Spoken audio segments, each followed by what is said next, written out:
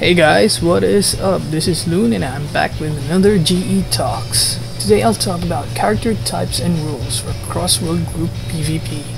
So you might ask, what character types and rules? We already know what kind of class our characters are.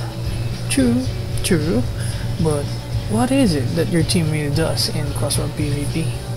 In raids we have people who are main DPS, tanks, and supports or buffers. In group PvP, I'd like to also think that we have these types. You might ask sometimes, why did we lose? Was it because of bad team play? Probably. Or was it a good fight and yet you still lost? Problem might lie in your team's composition. Okay, so let's get started. First, let's talk about the dissabler. Many classes can fit under this, but basically your team is the one that disrupts enemy movement and spells. Rio is one great pick for this. He's a mix of this and support, but most disablers fall upon support anyway. Let's take a wizard for example. They can hold down more than 3 families that are bunched together with either deep sleep, improved disease, and other spells. Now what about Rio? With a good loot, you can basically throw disables at people. Not mine though, mine is shit. Goddamn ancient loot. Sorry. A Passion Auto at level 12 debuffs your enemy with a minus 50% casting time debuff. And Requiem normally ensures a kill if they got the debuff. Characters that fall upon these are Cannoneers, Rio, Wizards, and Lork. Of course Lork, well, his traps. What else? Darp. Next is the Charger. They are those that run straight in and hold down a certain unit. Martial artists, Asokas, and the kids on High Guard probably fit the bill for this one.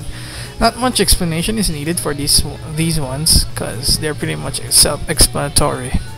They are also the ones that tank initial spells for people target them before the team arrives. Martial artists are good in this department for they can withstand any melee punishment and they can cancel magic fast enough and they don't take bonus damage against them.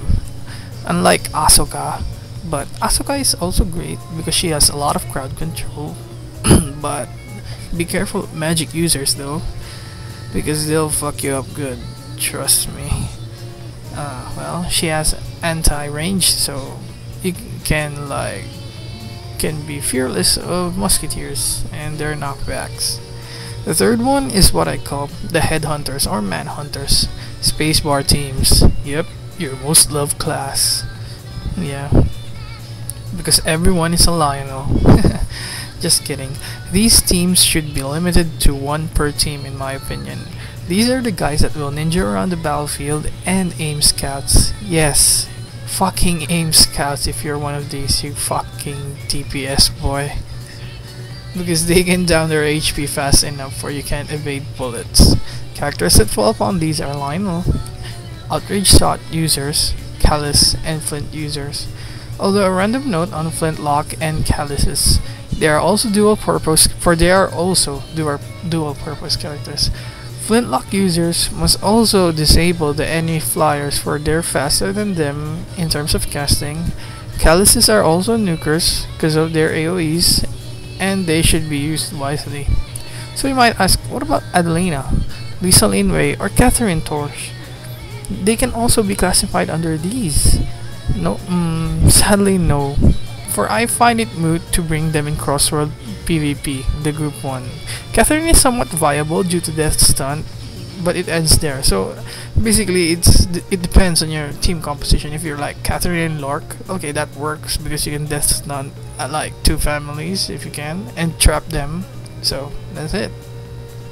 Although I'd rather have Rio than Kath for group PvP because buffs over 1 character, trust me. The DPS you can provide will be outnumbered by the DPS that your team provides, and well, Rio's buff saves lives in minus 12 player control damage, if I remember correctly. The fourth one is the Nuker. Pretty obvious what classes these are. These are the ones that deal tons of damage. Basically, LMs, Helenas, and Reckless Emilias fall upon this category. Not much explanation is needed for these classes, for they are the ones that are the main source of crowd control. The last one is the Disruptor. They are those that are melee, annoying, and are hard to kill. Those random fighters on Crusader trolling your LMs, or those Peltas users throwing javelins at your allies. These are those that just go around dealing high damage and be annoying. Characters under these are Tornado Cruz, Crusader, Peltas, Gnar, and Hanging Guard. You might ask, Crusader? Yes, Crusader. It might not deal damage all in all, but it has 3 AoEs in it. What? 3 AoEs? Are you high? Oh, sadly I'm not high. Tremendous, Mighty Stomp, Defiant Aura, and Earth Tremor. It might not deal high damage, but it deals tons of annoyance. Stance change sons do it. Those I didn't mention are Romina and Equities. Romina is a good pick for resing and melee disruption, but it's also nice if you got Flintlock. Fighter and Equities. Well, go for it. They can fall under Disruptor if you want, but they don't deal that much damage. As for me, I'm trying something different. You can copy my Heaven and Hell fighter if you want. Raven. Sadly, I can't fit Raven anywhere, to be honest. He's that type of character that won't do much in team PvPs. Sorry, Raven fans. His damage is up there, but his utility or usefulness, I can't find it. He lacks knockback. His spells have long animations, and he also lacks the DPS. So yeah, sorry guys. Superior Blaster. I don't know, probably under DPS or the Manhunters, but just use a freaking rifle.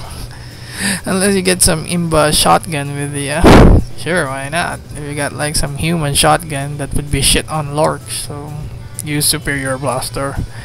So for team compositions for 5v5 group PvP, it's advisable you have 2 families with Nukers, or just one Disabler family, or you can have 2, and a mix of either 1 Disruptor, Headhunter, or Charger. So basically, just pick any of the 3 to be your last 2 members.